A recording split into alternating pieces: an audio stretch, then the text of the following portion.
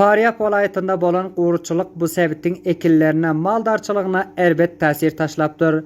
Yayran haberler asasında umuman dayma hasılları %50 göterim. Suvarilyon ekinler bu vilayette aradan çıkıptır.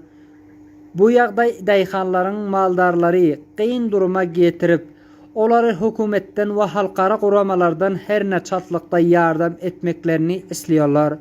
Lowlaş uluswallığının dayxanlarının biri Muhammed Maruf, Quran ekillerine seredip, bu yılın davamında qar ve yağman ehli ekilleri Quranlığını ayan etiyor. 150 sir buğday, 100 sir arpa eken Hozmaran obasının yaşayıcısı Ahmet hem ehli ekillerinin gögörmenligini ve hiç hili umidi ekin üçün qalmanlığını nıqtıyor. Kullan zart şuda, kullan zemini aslan diye fikrini ki demoyi zamiston şuda diye aslan kullan xarob ast. Yine bir taraftan maldarların çıllaqay qiyinchiliklarına duçar bolanlığını aytılıyor. Hacı Muhammed Emin Koyistan uluswallığının maldarlarının biri sonqı 50 yılda şöyle qo'rchilik bolmanlığını belliyor.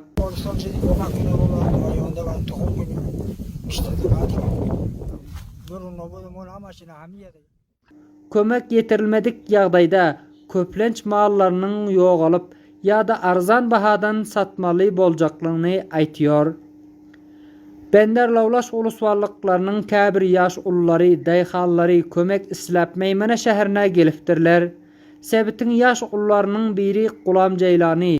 در کوهستان جریان داره که زندگی مردم جاری و مردم مالدار که گفته میتونم که بیشتر از Koyistanın %90 ilatı ekinçilik, maldarlık bilen maşgullanıyor. Yöne şu vaqta görülüp eşitilmedik qiyinchiliklara duçar bolupdurlar deyiliyor. Eğer hükümet halkara kuramalar çatlıkta kömek etmeseler, halkımız başka yurtlara ya da özge vilayetlere avara sergerdan bolar deyip belliyor. Qo'rchilik Faryabda dinge yerli iqtisadiyete ta'sir etmen ise münglerçe maşqalaların iyimit, xopsuzluğuna qorqut salıyor.